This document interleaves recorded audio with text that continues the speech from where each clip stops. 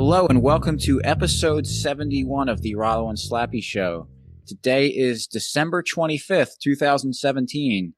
I am Rollo McFlugel, and with me is Slappy Jones 2, and we are both at McFlugel.com. So, Merry Christmas. We are actually doing this one, on the evening of Christmas. So, we're doing it every week for you. Even the big holidays won't stop us. So the show notes page for this is mcflugel.com/71, where you'll find links to things we talk about in the episode, as well as ways to subscribe to the various platforms that we are on for social media. I know we made a comment last week about having a really special episode. Here it is this week. Yeah, here it is. Actually, I didn't realize you were talking about fruitcake. Yeah. Thanks, Rollo. Thanks, everyone, for listening in tonight or today. Merry Christmas. Happy New Year. Here we are today with your special Christmas episode. Anyone who follows us on Twitter, more specifically follows Rollo on Twitter, knows he likes to talk about fruitcake. Honestly, I've never even had one. I did get one. One of our clients sent a... Since you're not going to be of any use. Yeah, I'm just going to turn off and zone out this episode. But I never had one. I don't know even really what they are, other than that just last week, one of my clients at work sent a fruitcake, which I left at work. But it was very heavy and thick. And to be honest with you, it looked disgusting. So we're going to talk about why fruitcake is disgusting. And there's like a person or two in the world that really likes fruitcake, and that person is able to get fruitcake, which is pretty incredible. So sounds like nothing much on the surface, but Rollo, what? First of all, I want to say, if you keep bad-mouthing fruitcake, I can mute you. And I don't think you have the power to mute me. No, I don't. You took the controls. Yes. I'm the central planner of this call. That's right. So anyway, what about fruitcake is so amazing, impressive? The fact that you can get fruitcake even though nobody likes it. I know, that's pretty great, isn't it? Because who under a centrally planned system would ever decide that they would never do it, because people would say, oh, that's completely inefficient. It's inefficient. Nobody there's only a couple people who want it. Like, why would we create this stuff? The only way it would get produced is if someone who liked it happened to be in charge. So, if I were the king of the world and the economy, I would have, just a whole lot of fruitcake. Mandatory fruitcake. Yes, and it would be transported by tractor. Yeah, there you go. You got it in early. I did. So it's the state always overproduces or underproduces because it doesn't understand the prices, because there are true prices don't exist, because you're not letting the market, people in the market make decisions on how to allocate scarce resources. So there's no way. I mean, it just wouldn't work. It's the same. You look at any other industry, healthcare, education, especially any industry that has the state's dirty hands all over it. It's always, they do a terrible job of it. You go ahead. You sound like you're going to say something. I was just a note on prices. Since cryptocurrencies are so popular now, more and more people are getting involved. How do you know the price of Bitcoin is what it is? It's because someone is willing to pay that for it. Right. I mean, that's what the orders on the exchanges are, and that's what the price is, because someone's willing to pay for it. Without having that free exchange, you have no idea what it's worth. It's what someone decides it's worth. Exactly. And it's the same thing with anything else. Yeah, exactly. That's the same thing with every industry. It's just, I bring that point up because more people are looking at them, and you can go on and see. I mean, it's the same as the stock market. It's how that works. And really, any price, that's how it works. If someone is willing to pay that price for it, and that's why it's there. But you can actually see it on these exchanges. There's all the orders there, and that's how you know what the price is. Right. And so a great example to explain this further is Leonard Read's essay, I Pencil, which is a little bit different, but, close enough for what we're talking about. Yeah, it's more the miracle of the market and how no single person on the planet could make a pencil. It's just not possible from start to finish. Right. And it also gives me the opportunity to make a really snazzy podcast episode title. Right. You call it Rollo Fruitcake. Basically, I instead of Rollo. But oh, I get it now. Thanks. But sure. But no, it's the same thing. If you're not familiar with iPencil, it's a short essay, and there's I think there's some YouTube videos, and worth reading. Yes. So what it is that he starts the essay saying that there's pencil something really simple and obvious and costs a nickel, right? If that, and everyone knows basically knows what they're made of and how to use them, but no single person could ever make it. You think it's a pencil. It's really simple. How could that be? But he breaks it down to, because we just take it for granted that we go to the store and there's a pencil there. Some company produces the pencils. But they don't understand all of the layers of production that go into that. So you go to the store and you buy your pencil, but who knows if the store is actually the manufacturer? It's probably just a distributor for or just the storefront for or they buy from a distributor the pencils because they want to sell pencils. That's where their market is, and so that distributor has to buy from a factory, a manufacturer. So the manufacturer is making the pencils. So right there, we're already 2 layers back from the storefront. And let's just go back through even more, levels of production. Yeah. So let's not retell because the point is the name of the thing is iFruitcake. Right. You go back to the person mining the graphite doesn't know it's going into a pencil. They're just mining graphite and selling it, and it ends up there. So we go to the store, we go to the supermarket, and we'll use Claxton fruitcake because that is kind of the gold standard for fruitcake, in my opinion. You go to the store, and unless you're at the Claxton factory in their Claxton store, you're not buying direct from the manufacturer. So let's say near me, I go to the Acme nearby. There's a Claxton fruitcake there. So they're not buying directly from Claxton. They have distributors that do all that stuff for them. The distributor presumably buys from Claxton. And then Claxton has, there's a lot of ingredients that go into fruitcake. They got to get flour, sugar, eggs, cinnamon, nutmeg. I think presumably fruit. Yeah, candied fruit. I assume that they don't candy their own fruit. There's almonds. There's pecans. I don't know if Claxton has walnuts in it or not. But yeah, there's the fruits. There's cherries. Candied cherries, candied pineapple, candied orange, peel, lemon peel, raisins. I don't know if there's any other, what other fruits there are. There might be dates in it. I don't know. I know all these ingredients. I'm just rattling off the ingredients I put in the fruitcake I just made today. And the picture for the article is one of the fruitcakes I made. So, let's see. Sure, it looks delicious. Oh, it is, and it is delicious. So each of those raw ingredients, we're saying for the purposes of making the fruitcakes, has all sorts of other layers of selling. Maybe not if they're probably buying in bulk, so they're probably buying directly from a distributor. But like candied fruit, that's got to go through all sorts of processing. Because you need to do the candying process, all the packaging that's involved there. So there's, they're buying sugar from somewhere, they're getting water from somewhere, whatever other ingredients they use to candy it, plus they're getting the fruit, which if they're using pineapple doesn't grow around, Claxton's in Georgia, but they don't have pineapple down there. It's an imported fruit, typically. So they've got or just oranges.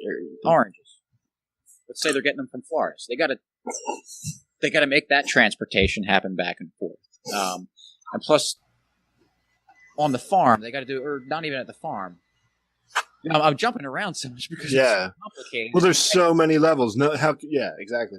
So if you made a tree of all all of the layers of production that have to happen, it would be insane. It would be so massive. So if you go back and then start from the beginning, from the guy on a sugar farm somewhere in the Caribbean or something, he has no idea that he's making sugar, or his sugar crop is for fruitcake in Claxton, Georgia.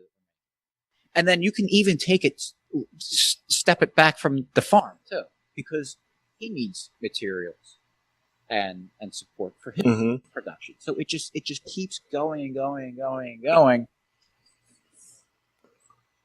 And it just reaches the point of ridiculousness to be like, predict that this droplet of water is going to be of use for fruitcake production. Right, you can't. But, so what do prices have to do with it? So, yeah, go ahead if you have a thought. Well, it helps. It directs where the resources go to. Right. And so you're saying, and you'll freely admit, there's not seemingly huge demand for fruitcake out there. Right. Just like there's some. Yeah, just like there's not that many libertarians out there, but sure. The minority in libertarianism is the correct people, so therefore the minority of the fruitcake world is the correct people too. I'll remember that logic for the future. No, but like say, so let's make up the numbers. Claxton sells how many fruitcakes do you buy a year? Like 1,500. Okay, so Claxton sells 1,500 fruitcakes a year. They have to do their calculation and figure, if I can sell it for this price, I'll make X money, and this is how much our raw goods. So say the price of oranges or candied fruit goes through the roof for whatever reason. They may realize, well, we can't sell enough at the price we'd have to turn a profit, so we're going to stop selling it. And then those products, those raw goods that were bidded up in the market, because whether there was a shortage or whatever the case was, maybe there was just this increased demand in other areas or a new product came out, it may not be worth them making fruitcake anymore. It wouldn't make sense to do it, so we would allocate those resources to where they would be more useful, where people want them to go. And you can only do that with price signals. There could be no central planner who decides on a whim, well, maybe we just don't need fruitcake anymore. Right. And there's a lot of decision making if the price goes up on oranges, and it makes it prohibitive for Claxton to continue to hold the price point that they want. They have the decision of just, do we use a substitute good? Do we change our price? Do we, right, or eliminate the ingredient? But so because it sounds simple enough to be like, oh, well, if oranges are through the roof, just take them out. But I mean, they have, they have like a brand, they have a line, and, right? You have the expectation that it's going to be, the same way it has been for all those years. It's the old fashioned traditional fruitcake. That's what they have plastered all over their packaging. It's one of their selling points and everything. So it's not. It seems simple. And it kind of, like the options. The idea is simple, but it's, and you don't see it because there's not a central planner making these decisions. It just kind of happens. And you'll see it all the time with things in the story. This Snickers bar used to be bigger or whatever. Right. Those are decisions being made voluntarily to do certain things. Yeah, and there's there's other fruitcake companies out there. There's a few. So let's say that the Claxton decides to keep the oranges in and just raise the price, and the other fruitcake company says, "No, we're gonna cut the oranges out." There's going to be maybe both lose. Maybe just the market just says, "No, I need fruitcake exactly the way it is," or but let's say that people decide that, you know what, I really like the oranges in there. I like that kind of classic taste. I'm willing to pay a little bit more for it now. That could really hurt the other company's business. Right. Or it could happen vice versa. People could say, I don't know, I care, I want to pay the same price. I don't want to pay more. The oranges don't really make or break it for me.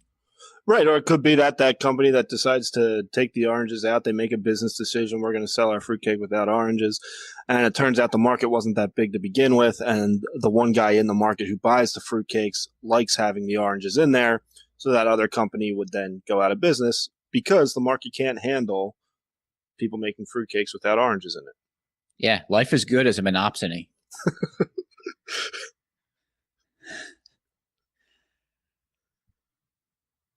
Come on, give me. You're not going to be like, for people who don't know what a monopsony is. No. Okay. For people who don't know what a monopsony is, I didn't say monopoly. Monopsony, MONOPSONY, is when we can spell here too. I know. there is one consumer in the market, as opposed to a monopoly where there's one producer. So it makes it a little bit interesting how the interactions between producer and consumer go. So there you go. Yeah, you might have learned something today, or you didn't. No, but that's how the market works, and how we figure out where to allocate the resources that are scarce and to their best uses. So if people are willing to pay more, so that, like we said, the price of oranges went up. That's because people are in other industries or other products are really want those oranges, so they're willing to pay more for them. That shows that is where they should be used. Absolutely. Trying to think if there's much else. Yeah, I mean, I think we covered a lot. I think the kind of the eye pencil thing is the really convenient and perfect foil for. Yeah, if you haven't read that, go check it out. It's pretty simple and pretty good. Yeah, we'll have it linked on the show notes page, right above the an Amazon link to buy Klaxon Fruitcake. There you go. I suggest everyone does. Probably on sale now that Christmas is today. Yeah, I think I'm gonna stock up. Yeah. After, or maybe head to the local grocer and see if they have any at a reduced price. Although I think the massive fruitcake I made is going to last a while. But either way, I mean, I don't know. Do you have anything else you wanted to say? Is it going to last a while because no one will eat it?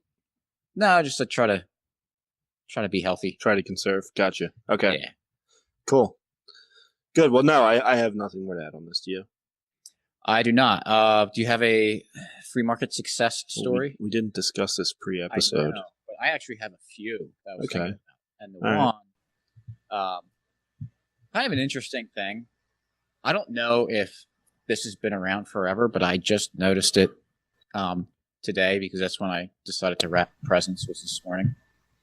Because I don't have any kids that are running down the steps to get to the Christmas tree in the morning. So I could delay that wrapping the gifts. So I opened up the wrapping paper I just bought, and I noticed on the back side of it there was a grid. Mm-hmm.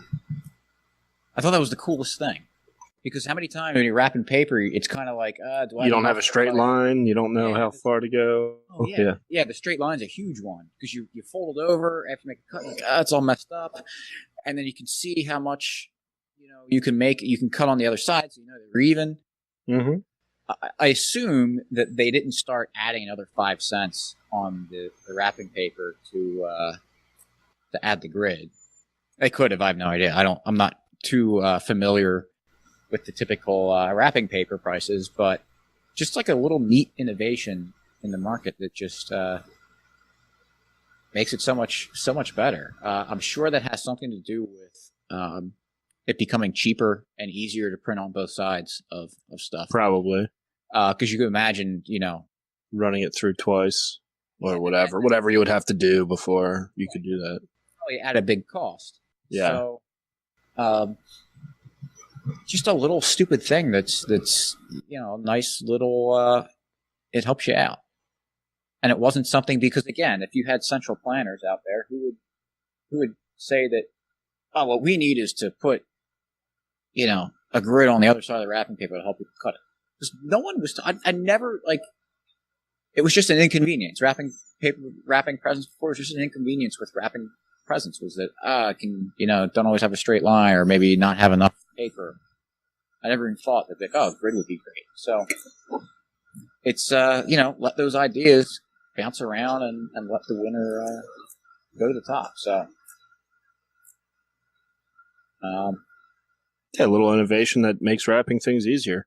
Yeah, just one of those little things that you don't always notice. It's funny you say that because I particularly noticed it this year because we had a couple rolls of wrapping paper and one of them didn't have the grid. Yeah. And so yeah, I really saw how nice it was to have the grid. Yeah. So with that, show notes page for this episode is mcfrugal.com/71. You'll find links to subscribe to this podcast on both iTunes and Stitcher, as well as links to liking us on Facebook, following us on Twitter, and getting us on a couple other spots. And also, there should be a few links to subscribe to the email newsletter. So we'd love to have you on there to make sure you're up to speed on everything that we're doing. So, yes. With that, have a Merry Christmas, or Happy Hanukkah, or whatever holiday you celebrate. And we'll catch you next week for the new year. So, yes, we will. Catch you next week. Thanks again. Enjoy your Christmas. Peace.